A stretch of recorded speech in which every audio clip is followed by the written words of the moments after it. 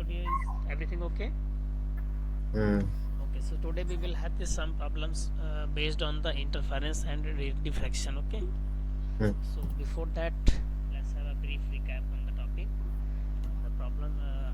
Let's sir discuss this. Screen share नहीं हो रही है अभी. I'm just going to share the screen.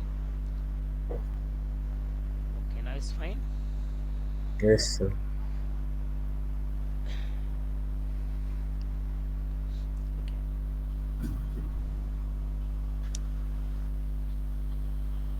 सबसे पहले देखो दो टॉपिक्स हैं इंटरफेरेंस एंड डिफ्रैक्शन. हाँ. Let's make the comparison in between. So then we will have the problems of the interference and diffraction. So as we have discussed earlier that the interference and the diffraction, interference is actually what? It is the superposition of the light waves from the two waves. coherent sources, right? Hmm. What do you mean by the coherent source? Suppose this is source S1 and this is source S2. If these hmm. two sources are coherent, so they should have the constant phase, that is no phase difference, right? Same hmm. frequency and all the characteristics. हम्म.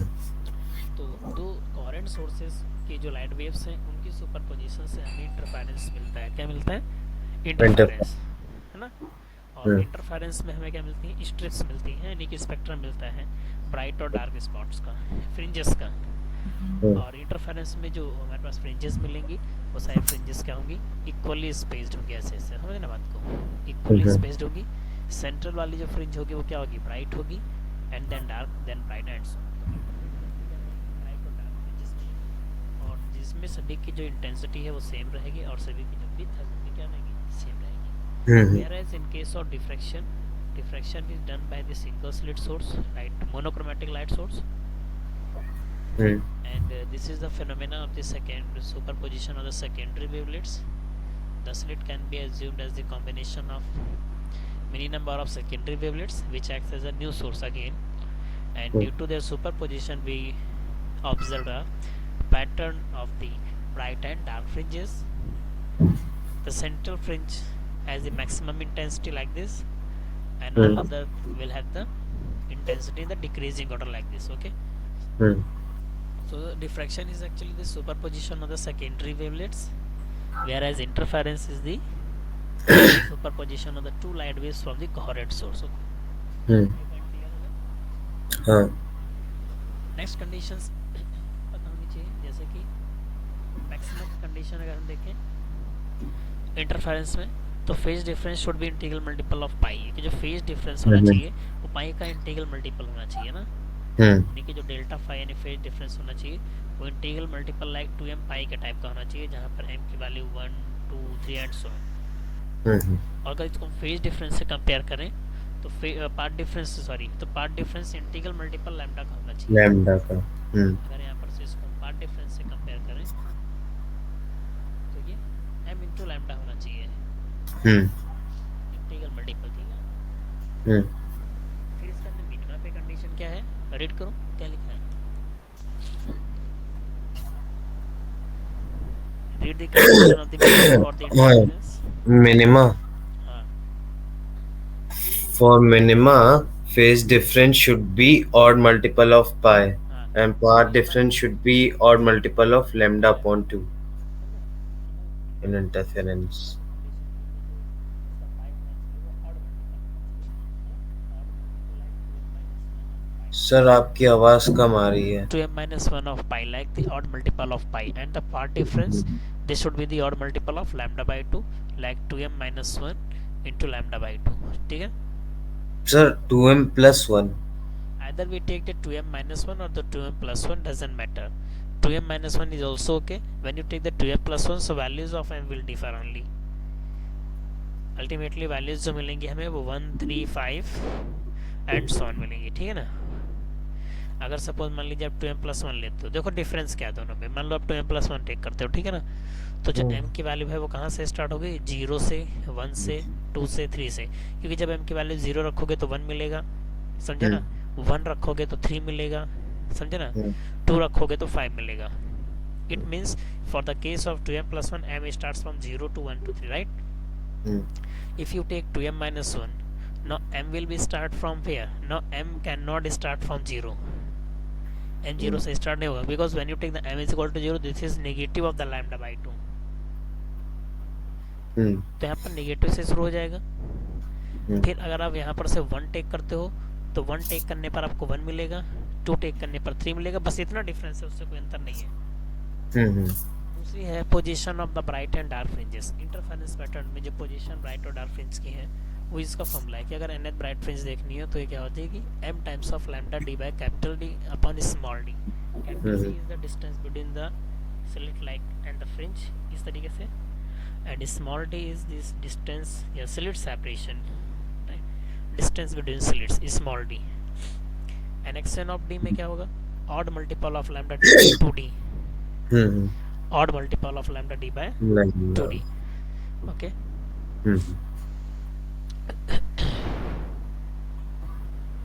इसी तरह से अगर diffraction में देखें तो diffraction में हमारे पास जब कंडीशन मिलेगी तो डिफ्रैक्शन में जो पार्ट डिफरेंस होता है वो क्या होता है, ए थीटा होता है। क्या होता है, ए थीटा, और a theta n times of lambda होता है। तो मिनिमा के कंडीशन के लिए part difference integral multiple of lambda होगा, लेकिन यहाँ पर n की वैल्यू 0 से स्टार्ट नहीं होगी, n की वैल्यू 0 1 2 3 से स्टार्ट होगी, क्योंकि n इज इक्वल टू 0 के करस्पॉन्डिंग हमें क्या मिलता है, सेंट्रल मैक्सिमा मिलता है। क्या मिलता है, सेंट्रल मैक्सिमा। हाँ, तो इस वजह से जो n की वैल्यू हमारे पास है वो 0 से स्टार्ट नहीं हो सकती है। ठीक,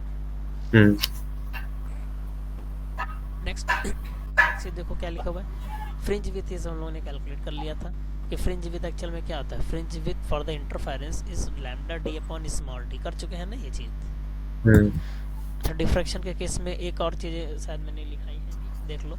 अगर डिफ्रैक्शन है हमारे पास तो डिफ्रैक्शन में जो सेंट्रल मैक्सिमा होगी उसकी एंगुलर विथ निकालते हैं। कौन सी विथ निकालेंगे, एंगुलर विथ। तो एंगुलर विथ का जो फॉर्मूला होता है वो 2 theta is equal to 2 times of lambda by a होता है, जहाँ पर थीटा लैम्डा बाई ए से ही मिलता है कंडीशन, और ये फर्स्ट मिनिमा की कंडीशन है। This is the condition of first minima. फिर मिनिमा की कंडीशन क्या पड़ी थी, ए थीटा इज इक्वल टू क्या था, n times of lambda.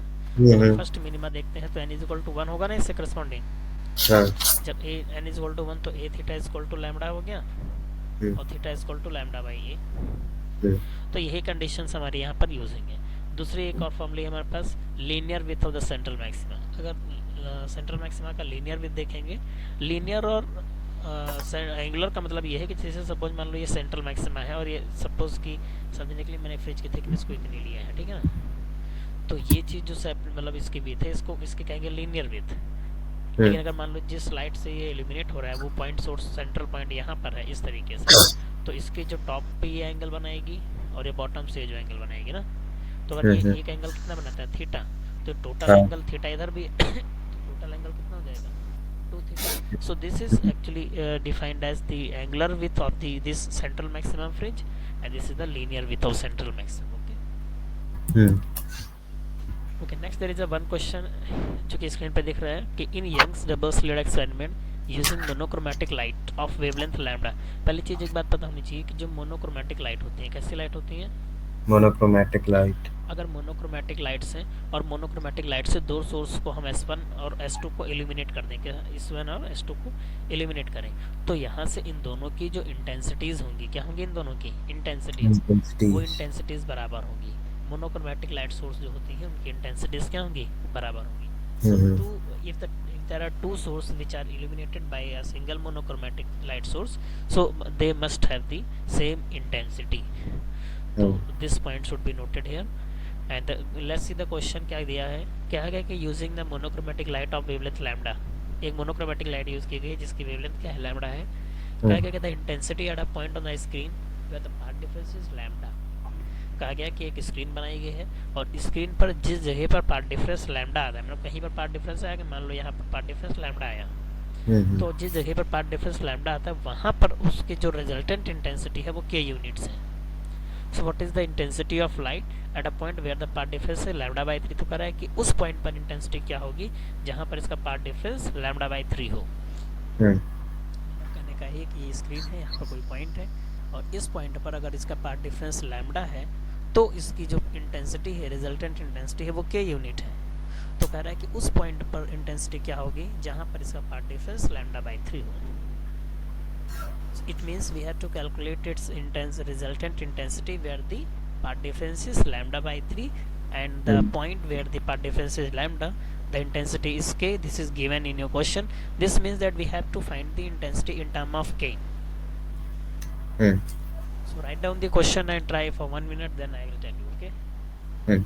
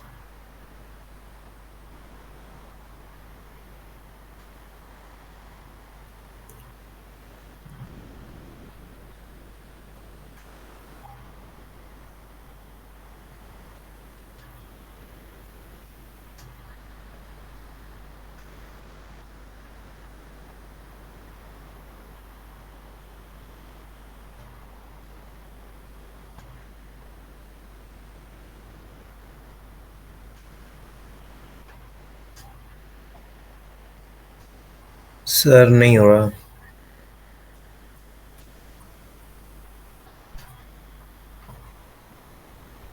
Try किया है नहीं किया? किया। देखो ऐसे है ना, यहाँ पर दो waves होती हैं, एक इनपुट और एक सर आउटपुट। आपकी आवाज़ थोड़ी कम आ रही है। हाँ, हम ये कह रहे हैं कि अगर हमारे पास दो वेव्स होती हैं तो उसमें जो एक रिलेशन हमने बताया था इंटेंसिटी का, वो वाला रिलेशन यहाँ पर यूज़ करेंगे। ठीक है ना? हम्म। देखो जैसे कि यहाँ पर मान लो मुझे क्वेश्चन करना है, ठीक है ना? तो जैसे हमने एक कंडीशन आपको बताई थी, इसका सॉल्यूशन चलिए बताते हैं, इन शॉर्ट में बता रहे हैं, आप समझ लीजिए ना। मान लो दो हम्म। वेव्स हैं हमारे पास, ठीक है, और वो दोनों ही वेव इस मोनोक्रोमेटिक लाइट सोर्स से इल्यूमिनेटेड है, राइट? तो हम्म। उन दोनों की इंटेंसिटी अपनी अलग अलग होगी हम्म। ना। तो मान लेते हैं उन दोनों वेव्स की इंटेंसिटी I1 I2 है ना। हाँ। Let I1 I2 be intensities of two waves. उन दोनों वेव्स की इंटेंसिटी I1 I2 ना। हाँ जो रिजल्टेंट इंटेंसिटी है वो तो हमें पता ही है, रिजल्टेंट इंटेंसिटी का फॉर्मूला नहीं पता है? पता है। हाँ, रिजल्टेंट इंटेंसिटी, क्योंकि दोनों वेव मिलेंगी और उस पॉइंट पर मिलेंगी जहाँ पार्ट डिफरेंस लैम्डा है। तो अब देखते हैं कि इनकी रिजल्टेंट इंटेंसिटी को अगर हम क्या नाम देते हैं, आई से देते हैं, फिर आई। आई डैश मान लो, आई से लिख लेते हैं, आई डैश लिख लेते हैं।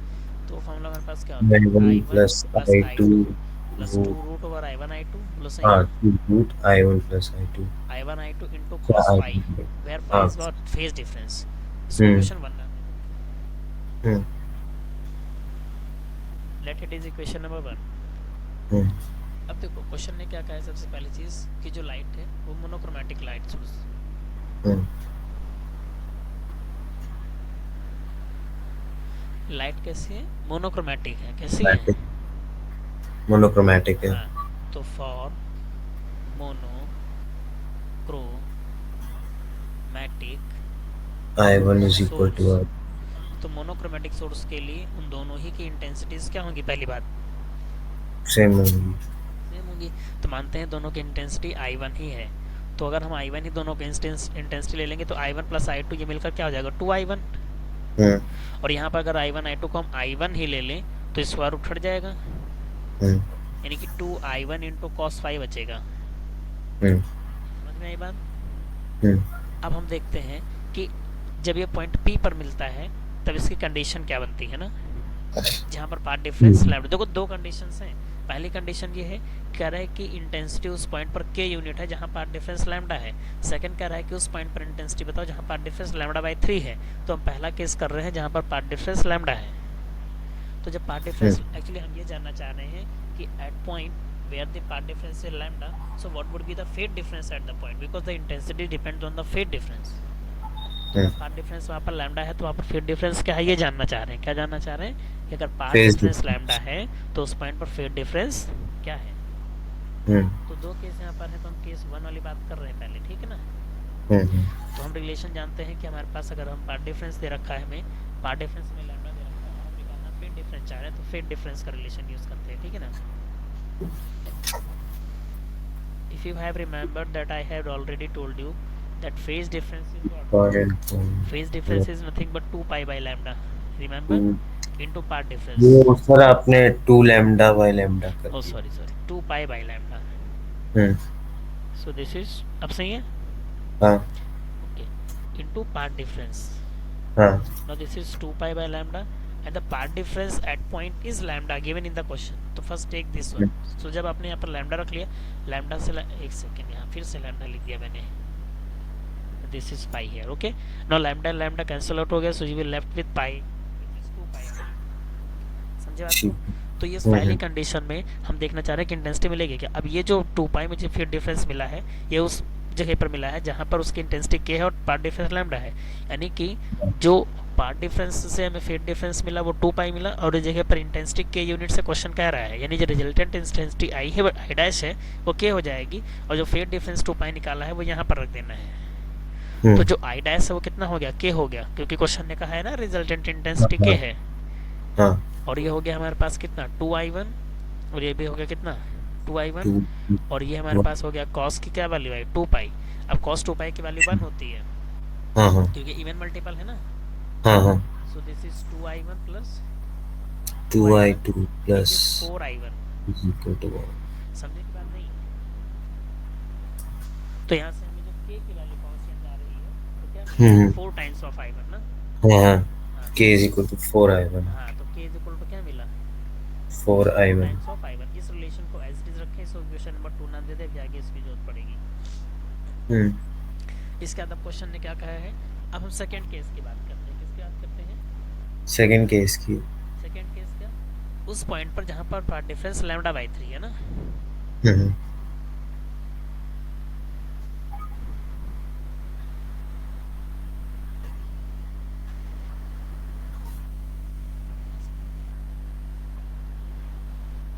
k की वैल्यू कितनी आएगी 4 आएगा। ठीक। सेकंड कंडीशन है लैम्डा बाई 3 की, ठीक है। हम्म तो अब इस कंडीशन में लैम्डा बाई 3 जब है तब देखते हैं कि फेज डिफरेंस क्या आएगा फिर से, है ना।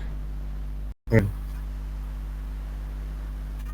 तो पाथ डिफरेंस का फॉर्मूला क्या है हमारे पास 2 पाई बाई, एक second, phase difference path difference 2 pi by lambda. Sir वो फेज डिफरेंस होगा ना। हाँ हाँ हाँ, एक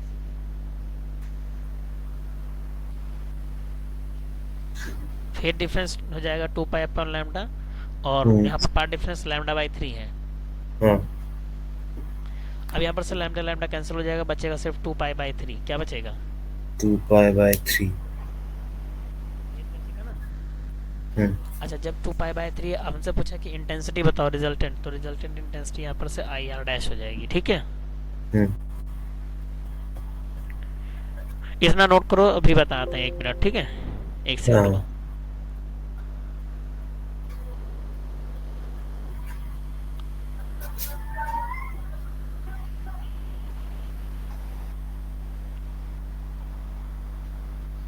क्लास करने समझ में नहीं आ रहा, बार-बार गेट खोल रहे हो। पैसा तो पैसा आपका मोबाइल में है, हाथ में थोड़ी ना है।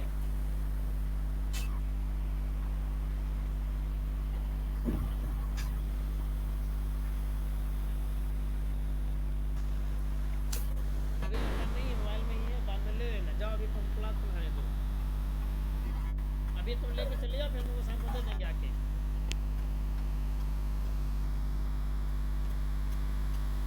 अच्छा बोलो नहीं अब।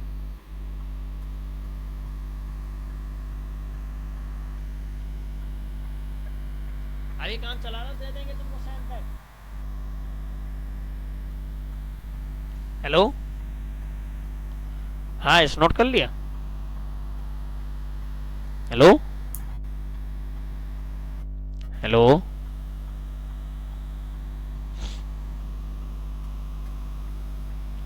ओके, हेलो, हम्म। चलो यहाँ तक नोट कर लिया ना। हाँ। तो फिर डिफरेंस 2π/3। अब 2π/3 के केस में जब इंटेंसिटी रिजल्टेंट इंटेंसिटी बनी, मानते हैं वो रिजल्टेंट इंटेंसिटी को हम आई आर से नाम दे देते हैं, मतलब कोई एक नाम देना पड़ेगा, तो मान लेते हैं कि उस समय रिजल्टेंट इंटेंसिटी आई आर हो गई। ठीक, अब जरा यहाँ से देखो, हम्म। तो सेकंड केस में रिजल्टेंट इंटेंसिटी को मान लेते हैं कि वो आई आर है। क्या है? आया। आई आर है।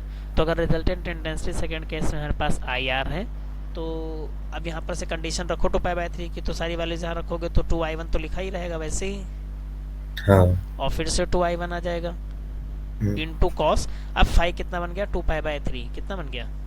2π/3। जरा कॉस 2π/3 सॉल्व करो और बताओ क्या आएगा। होमवर्क मतलब अभी करके दिखाओ जल्दी से, ठीक है। सॉल्व द हाँ। Value of cos 2π/3 and let me know when you finish this.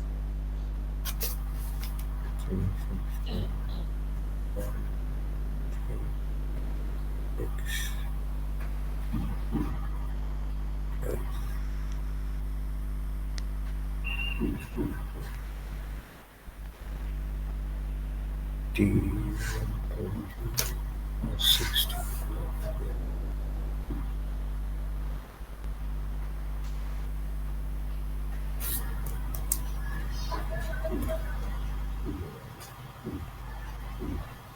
-1/2। Okay fine, -1/2। तो ये हमारे पास कितना हो गया? This is 2i1 and this is 2i1 and cos 2π/3 is -1/2। अब 2 एंड 2 कैंसिल आउट हो जाएगा, आपके पास बचेगा सिर्फ यहाँ पर 2i1 माइनस का i1, और यहाँ पर से क्या बचा? i1। और यही रिजल्टेंट इंटेंसिटी हमें पूछी है ना उस पॉइंट पर। अब ऐसा करते हैं कि i1 की वैल्यू हम क्या कर सकते हैं, जरा ये इक्वेशन नंबर 2 देखो, equation number 2। So when you use the equation 2 here, okay, तो i1 की वैल्यू यहाँ से क्या आ जाएगी बताओ? k/4। समझ में आया? नहीं समझे बात को? तो हाँ, फ्रॉम समझ इक्वेशन 1 हमारे पास जो रिजल्टेंट इंटेंसिटी बन जाएगी वो k/4 बन जाएगी। तो resultant intensity of the two light source from the monochromatic light is k/4। That means the intensity will be reduce to 1/4, क्योंकि उस पॉइंट पर जहाँ पर डिफरेंस लैम्डा था इंटेंसिटी k थी, और जहाँ पर डिफरेंस λ/3 है वो इंटेंसिटी k/4 हो गई है। तो रेशियो दोनों का अगर देखा जाए तो 1:4 रहेगा, और resultant intensity will reduce to 1/4। Okay ठीक है, जरा नोट करो इसको, नोट दिस डाउन। ओके,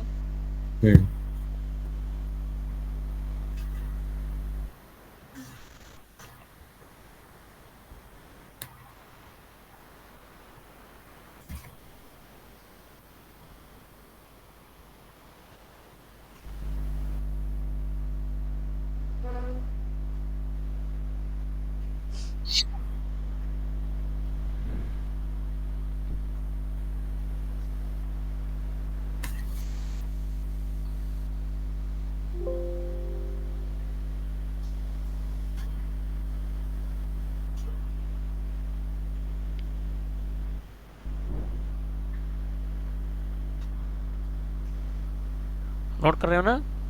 हाँ।